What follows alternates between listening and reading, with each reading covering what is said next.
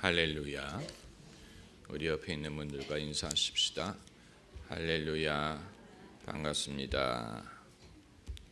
오늘 주신 하나님의 말씀은 마태복음 9장 35절에서 38절까지 말씀이 되겠습니다. 마태복음 9장 35절에서 38절 함께 읽겠습니다. 예수께서 모든 성과 촌에 두루 다니사 저희 회당에서 가르치시며 천국 복음을 전파하시며 모든 병과 모든 약한 것을 고치시니라. 무리를 보시고 민망히 여기시니 이는 저희가 목자 없는 양과 같이 고생하며 유리함이라. 이에 제자들에게 이르시되 추수할 것은 많되 일꾼은 적으니 보내어 주소서 하라 하시니라. 아멘. 예수님이 계시하신 하나님. 그동안 우리는 마태복음에 있는 예수님의 말씀을 중심으로 예수님이 어떠한 하나님의 속성을 계시하셨는가를 보았습니다. 특별히 크신 하나님, 너그러우신 하나님, 이방인에게 긍휼을 베푸시는 하나님, 공중의 새와 또 들의 백합화를 돌보시는 하나님, 이러한 하나님의 크신 속성을 보았습니다. 이것이 소위 일반적인 은혜입니다. 예수를 믿든 믿지 않든 이방인이든 유대인이든 선인이든 악인이든 모든 사람에게 일반적으로 베풀어 주시는 하나님의 은혜. 그런데 오늘 본문 말씀에서는 예수님이 무리를 보시고 이들이 목자 없는 양과 같이 고생하며 유리한다고 말씀하셨다고 했습니다. 그들을 민망히 여기셨다는 구절이 등장합니다. 하나님이 이들에게 목자가 되어주지 않았다는 뜻입니까? 시편 23편에 여호와는 나의 목자시니 내가 부족함이 없으리라고 고백을 했는데, 그러나 이 무리가 목자 없는 양과 같이 고생하며 유리한다는 말은 무슨 뜻입니까? 이 부분에서 우리에게 깊은 이해가 필요합니다. 오늘 본문에 고생하며 유리한다라는 말은 시달린다, 괴로워한다, 구박을 받는다, 이런 의미를 갖고 있습니다. 마치 신데렐라가 새엄마와 언니들에게 구박을 받은 것처럼, 고생한 것처럼 인간을 적극적으로 미워하고 괴롭게 하는 존재가 있다는 것을 시사합니다. 그 존재가 누구냐? 마귀. 예수께서 구체적으로 우리의 목자가 되어주시기 전까지는 우리가 목자 없는 양과 같아서 마귀에게 시달림을 받고 괴로움을 받고 구박을 받습니다. 이것은 아주 중요한 지적입니다. 왜 모든 사람이 예수님을 믿어야 되는가 하는 아주 중요한 이유를 제공합니다. 예수님이 아니면 마귀에게 시달림을 받는 인간을 구해줄 자가 없다는 말이. 그럼 예수님이 오시기 이전에 시편 23편을 기록을 했는데, 그럼 예수님이 오시기 이전에는 하나님이 우리의 목자가 되주시는 것으로 부족했다는 말이냐? 어렵게 생각할 필요 없습니다. 우리의 목자 되신 하나님 아버지가 당신의 아들을 우리의 선한 목자가 되기 위하여 보내주신 것입니다. 그렇게 생각하면 됩니다. 우리 성경 구절 몇 구절을 찾아볼 텐데, 오늘 본문에 책갈피를 꽂으시고 요한 1서 3장 8절을 찾아보겠습니다. 요한일서 3장 8절 390면 요한일서 3장 8절 같이 읽으십시다. 죄를 짓는 자는 마귀에게 속하나니 마귀는 처음부터 범죄함이니라. 하나님의 아들이 나타나신 것은 마귀의 일을 멸하려 하심이니라. 하나님의 아들이 나타나신 것은 마귀의 일을 멸하기 위한 것입니다. 마귀의 일을 멸하기 위하여 하나님의 아들이 나타나셨습니다. 그 목적으로 아버지 하나님이 당신의 아들을 보내주셨습니다. 그러므로 하나님의 아들은 선한 목자이신 것뿐만이 아니고 강한 목자예요. 이 사실을 우리가 알아야 됩니다. 강한 목자가 아니면 선한 목자가 될 수 없습니다. 사람들이 마귀에게 시달리고 고생하고 유리할 때 강한 목자가 아니면 우리에게 선한 목자가 되어줄 수 없습니다. 강한 목자가 아니면 마귀로부터 우리를 건져줄 수가 없습니다. 예수님을 믿지 않는 사람은 목자 없는 양이에요. 그 사람이 스스로 깨닫든 깨닫지 못하든, 스스로 필요성을 인식하든 인식하지 못하든, 예수님을 믿지 않는 모든 자는 목자 없는 양이, 친구가 많든 자기에게 도움을 줄 만한 상담자가 많이 있든 상관없습니다. 예수님을 대신할 수 있는 분은 아무도 없어요. 예수님 같은 목자가 되어 주실 수 있는 자는 이 세상에 아무도 없습니다. 목자가 없는 양은 어떻게 됩니까? 맹수가 와서 잡아먹습니다. 이일이든 늑대든 맹수가 와서 양을 잡아먹습니다. 목자 없는 양은 위험합니다. 예수님은 구약에 등장하는 어떤 목자와 비교할 수 있느냐? 구약에 많은 목자가 등장하지요. 이 야곱도 목자였고, 또 모세도 하나님의 부르심을 받기 전까지 목자였습니다. 그리고 또 유명한 목자가 등장하지요. 시편 23편의 저자가 누굽니까? 다윗이 목자였습니다. 다윗은 어떤 목자였느냐? 그것을 잘 보여주는 성경 구절이 사무엘상에 있습니다. 사무엘상 17장을 찾아봅시다. 구약성경 사무엘상 17장, 구약성경 436면 사무엘상 17장 34절부터 보면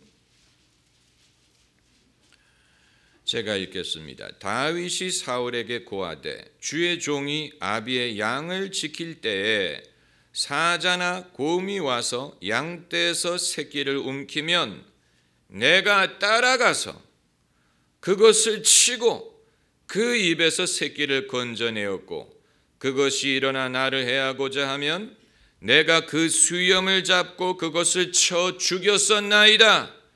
주의 종이 사자와 곰도 쳤은즉 사시는 하나님의 군대를 모욕한 이 할례 없는 블레셋 사람이리까 그가 그 짐승의 하나와 같이 되리이다. 상상을 해보세요. 이 어린 다윗이 양을 치다가 맹수가 양을 낚아치면 도망간 게 아니고 쫓아갔어요. 쫓아가서 맹수를 치고 양을 찾아오고, 만일 그 맹수가 그것이 사자든 곰이든 다윗을 해치려 하면 어떻게 했다고 했습니까?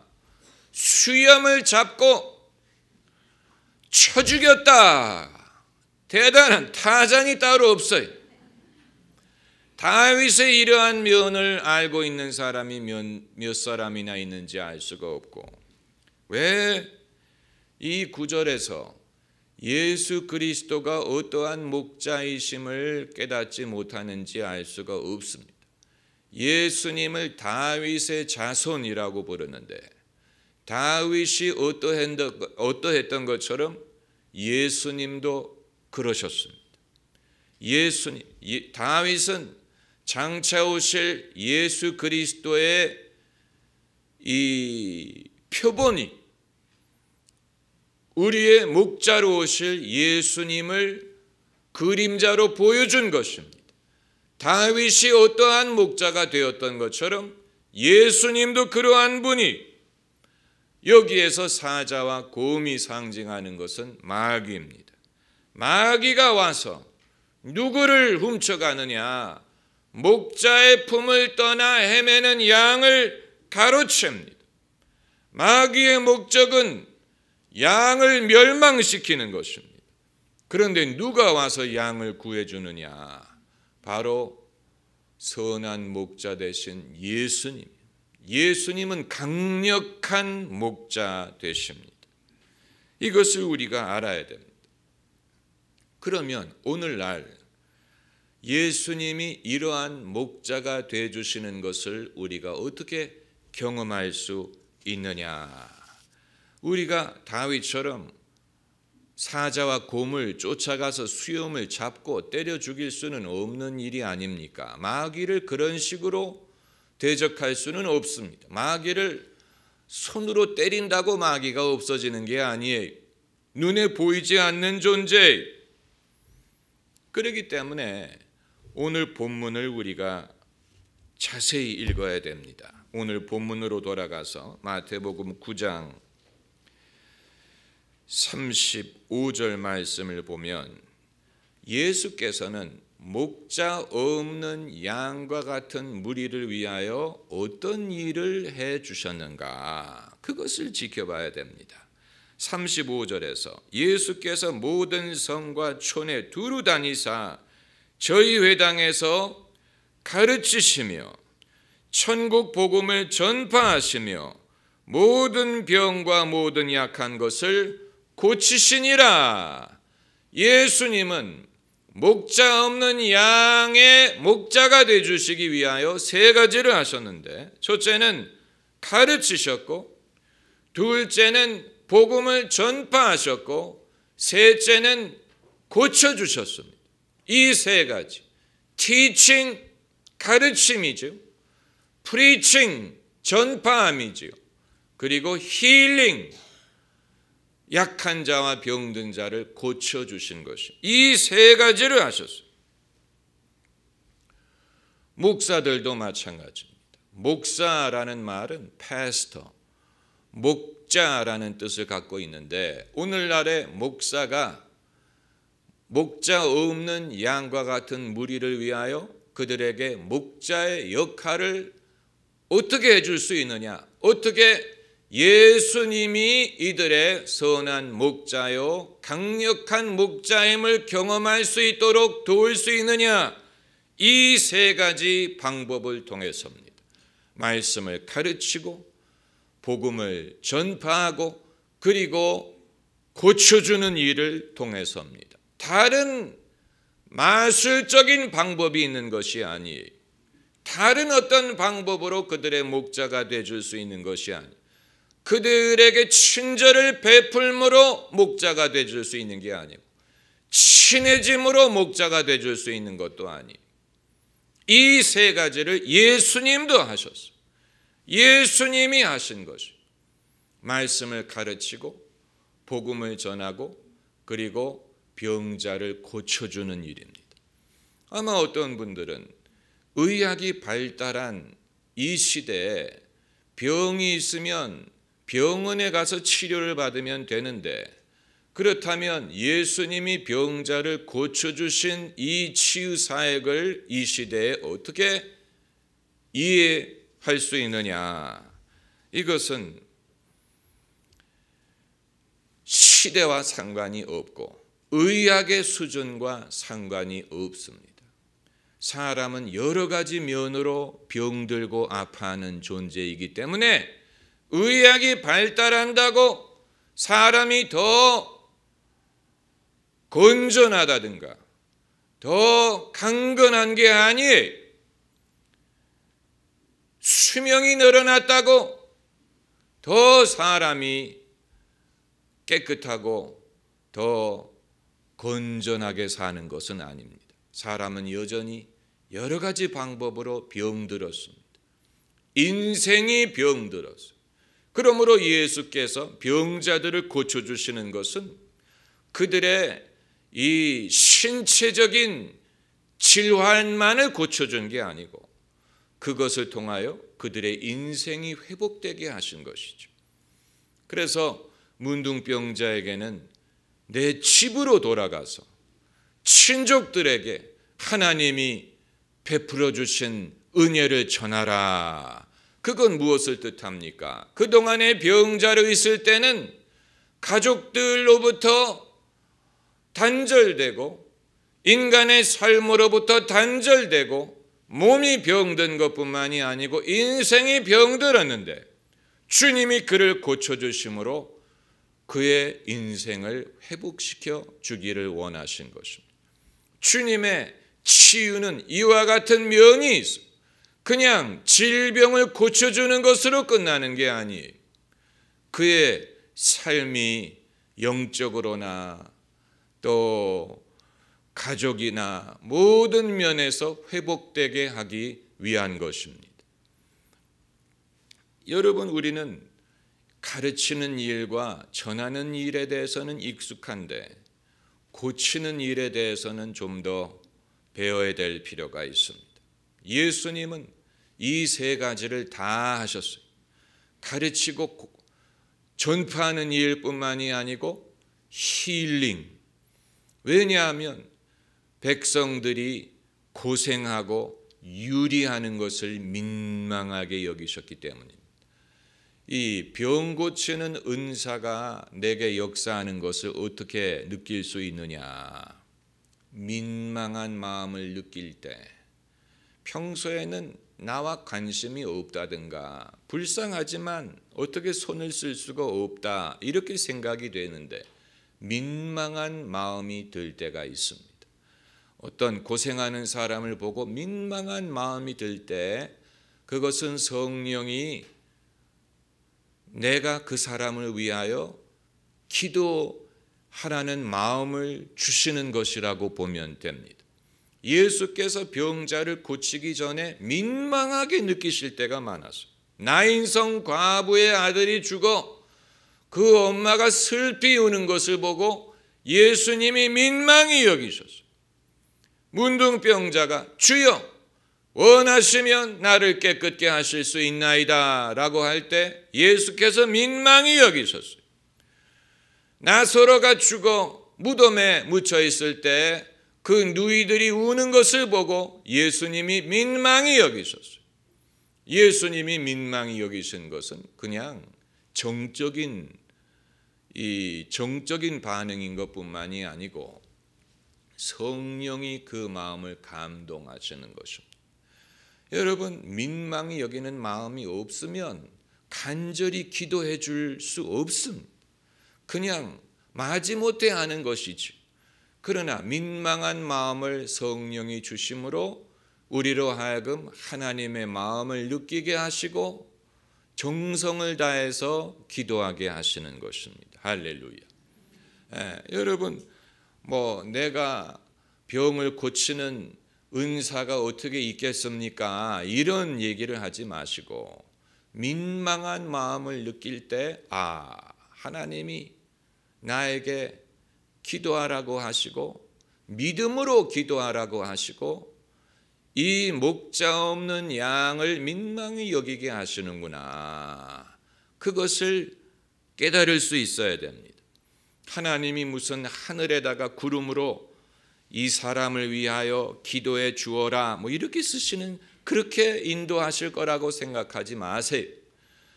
주님은 더 손쉽고 더 확실하게 인도하시는데 우리에게 민망한 마음을 주신다든가 소원하는 마음을 주신다든가 우리의 마음을 감동하신다든가 기쁨을 느끼게 한다든가 이것이 하늘에 구름으로 쓴 것보다도 더 확실하고 강력한 방법이에요. 구름으로 쓴 것은 남을 위해 썼는지 어떻게 알아요? 그렇지 않아요? 그러나 내 마음을 감동하시는 것은 내게 주시는 말씀이요, 나를 인도하시는 것입니다. 그것을 무시하면 안 돼. 그거 무시하면 안 돼. 성령의 인도에 민감해진다는 것은 그러한 감동에 익숙해지고 그것을 분별할 수 있다는 그런 뜻입니다. 아마 여러분 중에는 목사님, 저도 그런 사역을 정말로 사모합니다. 그런 일을 정말 하고 싶습니다. 어떻게 해야 됩니까? 여러분, 그건 여러분이 스스로 찾으셔야 됩니다. 그 말이 무리한 말이 아닌 이유는 장사를 하기를 원하는 사람이 있다고 했을 때 어디서 무엇을 팔면 잘 팔릴지 누가 알려주지 않습니다. 만약 누가 안다면 그 사람이 팔지 왜 여러분에게 알려주겠습니까? 그렇잖아요. 그러기 때문에 어떤 물건을 어디에서 얼마에 팔면 잘 팔릴 것인가, 그건 여러분이 찾아야 되는 것처럼, 그래서 여러분의 고객과 단골을 찾아야 되는 것처럼 사역도 마찬가지. 사역은 누가 맡기는 게 아니에요. 여러분이 발굴해야 되는 거예요. 제가 교회를 개척할 때 누가 성도들을 데리고 온 게 아니에요. 한 분 한 분 전도하고 성도들이 와서 은혜를 받고 그러면서 성도들이 확보된 것이지, 누가 교회를 여기에 갖다 준 게 아니에요.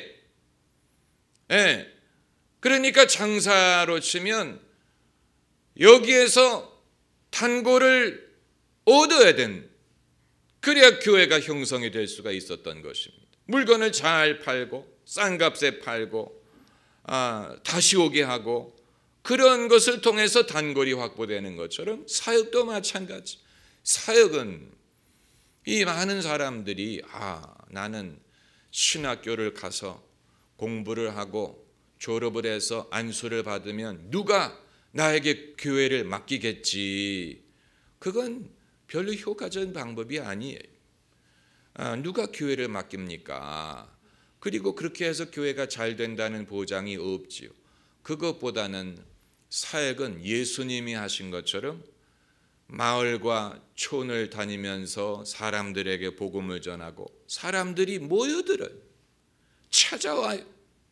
나를 위해 기도해 달라고 찾아와요. 말씀을 다시 듣고 싶다고 찾아와요. 그게 자기의 양이에요. 그 사람이 자기의 양이에요. 처음부터 많은 무리를 가지고 시작하는 것은 아닙니다. 그렇기 때문에 사역의 방법은 배울 수가 있지만 사역 자체를 누가 부여하는 건 아니고 그것은 자기가 발굴하고 개발하는 것입니다. 그것이 제일 안전하고 그것이 제일 성공하고 그것이 제일 효과적이에요. 그것이 제일 효과적이에요. 일단 여러분을 좋아해야 돼. 신뢰해야 돼. 누군가가 여러분을 좋아하고 신뢰하고 하나님이 저분을 통해서 나를 도우시는 것 같다. 그걸 느끼면 당연히 오지 말라고 해도 옵니다. 그게 중요한 것입니다. 하나님이 저분을 통해서 나를 돕는다라고 느끼면 사람들이 그때부터는 여러분을 두둔하고 여러분을 지지하고 때로는 점심도 사주고 그럽니다. 아주 중요한 것이 하나님이 저 사람을 통해서 나를 돕는 것 같다고 느끼면 돼요. 그건 하나님만이 하실 수 있는 일이죠. 하나님이 정말로 그렇게 하시면 돼. 하나님이 나를 통하여 누구를 도우시면 그때부터는 그 사람은 나의 양이 될 수가 있는 것. 물론 가장 큰 목자는 예수님이죠. 목자장, the chief shepherd. 목자장은 예수님. 결국은 우리 모두가 예수님의 양이지만 예수님이 작은 목자들을 통하여 당신의 양들을 더 가까이 관심을 가지고 한결같이 돌보게 하시는 것입니다. 기도하십시다.